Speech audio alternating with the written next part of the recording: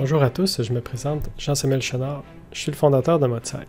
Depuis plus de 10 ans, je travaille avec mes collègues à la création de produits innovants en électronique. J'ai pensé qu'il serait bon de vous aider à comprendre les puces de type System on Chip et leurs applications dans les systèmes électroniques modernes. Puisqu'il y a beaucoup à dire sur le sujet, nous avons fait 2 vidéos. Dans la première partie, nous couvrirons en quoi consiste une puce SoC, ses composantes importantes et leurs principales fonctions, et pourquoi certaines industries ne peuvent plus vraiment se passer d'une telle technologie. Dans la deuxième vidéo, nous verrons pourquoi il est avantageux que beaucoup de nouvelles conceptions d'objets connectés soient basées sur des puces SoC. Nous verrons aussi les critères pour éviter de mettre tous nos œufs dans le même panier. Finalement, nous couvrirons sommairement comment établir les compromis entre la spécialisation et la versatilité lors de la conception de nouveaux produits connectés. Débutons par un peu d'historique qui explique l'origine de ces microcircuits.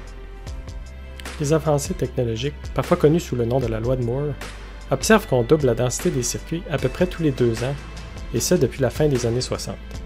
Une combinaison d'avancées technologiques, physiques et des astuces d'ingénieurs ont permis cette croissance qui est unique au domaine de la microélectronique.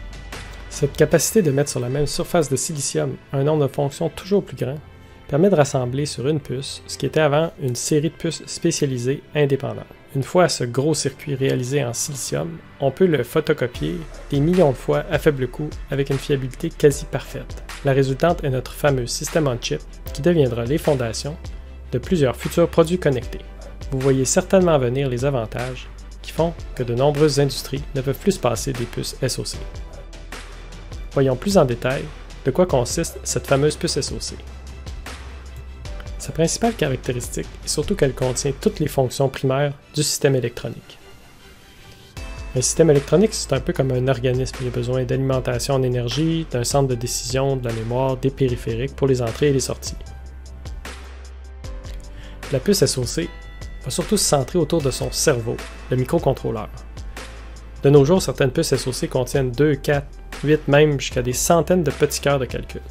Certains vont être très génériques pour traiter des données, d'autres sont beaucoup plus spécialisés pour le traitement, par exemple, de données faites par l'intelligence artificielle ou pour le rendu des graphiques. La puce SoC aura aussi parfois une bonne quantité de mémoire intégrée afin de pouvoir traiter et transformer les données directement à l'intérieur du système. On intègre ensuite à la puce SoC de nombreuses interfaces. On pense à USB, des ports pour la capture de température, humidité, mouvement. La puce SoC intègre aussi des ports dédiés pour une voire plusieurs caméras. Il suffit essentiellement au niveau du design d'exposer le connecteur et la puce va se charger du reste. Plus besoin d'une puce indépendante d'interface qui ajoute de l'espace et des coûts au système. Afin de rendre le produit interactif, certaines puces SoC intègrent directement une carte de son sur la puce. Il suffit simplement de brancher des écouteurs pour que la musique fasse partie du produit. La plupart des systèmes vont intégrer un port pour pouvoir supporter un petit écran. D'autres sont même capables de piloter directement un gros téléviseur. La plupart des produits sur lesquels nous travaillons doivent avoir la possibilité de communiquer avec l'Internet. Aucun problème, la puce pourra intégrer un système de communication, Bluetooth, Wi-Fi ou même directement un lien radio cellulaire. Le produit devient donc connecté. L'utilisation d'une puce SoC est en contraste avec une approche un peu plus traditionnelle de mettre un microprocesseur avec de la mémoire vive, du stockage, un contrôleur d'alimentation, un contrôleur de périphérique, dans des circuits intégrés, indépendants, liés ensemble sur un circuit imprimé. Les puces SoC plus récentes sont souvent intimidantes à exploiter. Certaines équipes sont donc réticentes à les utiliser, étant donné que le manuel de l'usager peut avoir des milliers de pages et sembler beaucoup trop complexe.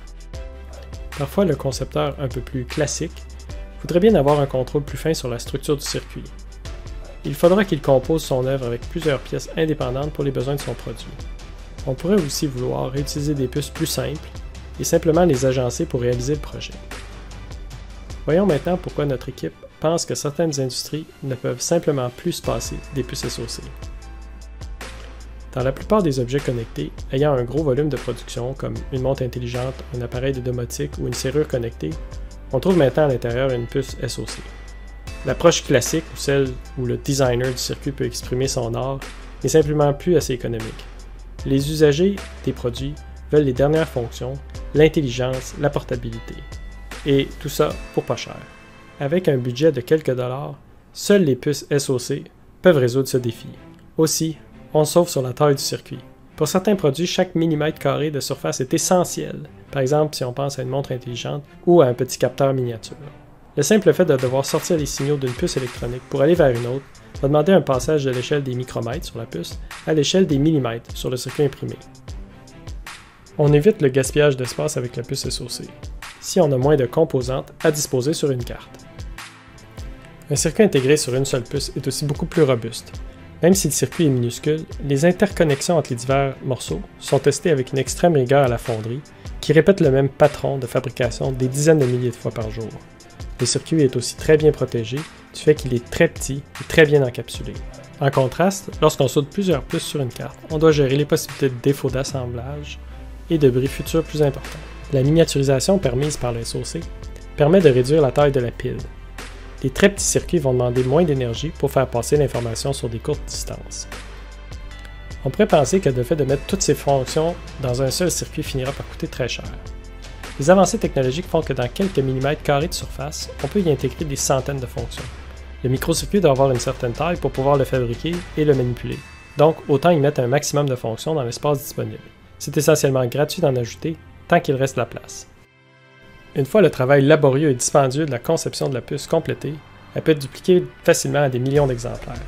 Ça réduit effectivement le coût unitaire, donc pour quelques dollars, on aura une foule de fonctions à notre disposition pour faire un système. L'économie d'échelle fait en sorte qu'il est moins cher de procéder avec une puce SoC qui a un ensemble de fonctions et dont on n'utilise seulement qu'une partie. Ces puces évidemment vont être disponibles en très grand volume sur le marché parce qu'elles servent à résoudre beaucoup de problèmes avec la même solution. Vous aurez compris certains des avantages avec cette capsule vidéo. Manquez pas notre deuxième partie dans laquelle on va explorer les autres thèmes présentés un peu plus tôt. À la prochaine!